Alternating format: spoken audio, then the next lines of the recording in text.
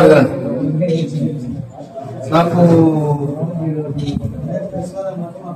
నేను చేత అయిపోయి మన ఉద్దరు పెట్టి మన వచ్చి డబ్బులు ఇస్తుంది. ఈడ కానీ చాలిగవర ఇరానీ ఓడలు కానీ తిరుమలగిరి ఖాళీ ఓడలు కానీ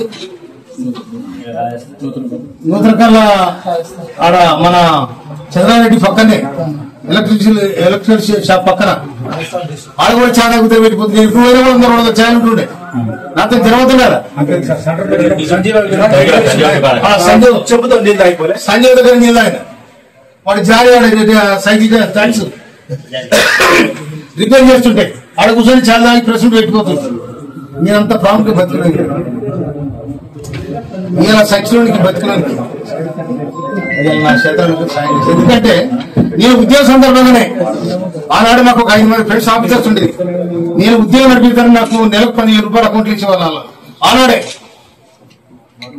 అందుకోసమే నేను ఇలా గౌరవంగా తుగతుర్తిలా నిండుగా తిరుగుతుందంటే నాకు నా ఆత్మగౌరవం, నాకు ప్రజలు దీవించిన విధానం. ఈ చిన్న లెక్క నేనేం చేస్తానండి? ఏమైనా చీపులు ఇక్కడ దొందరిస్తున్నా లేకపోతే బార్లు పెట్టినా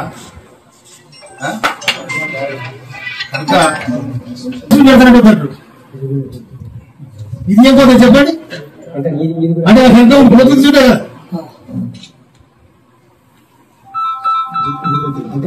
నా లైఫ్ లో ఒకరి మీద కిలోమీటర్ కూడా తిరగనా, ఒకటి దౌర్జన్యం చేయాలని తిరగనా, కానీ బతకాడు పోతాను అంటూ ఇవాళ ఇంత ప్రశాంతంగా తోతుంది ఉందంటే మండల సభల కారణం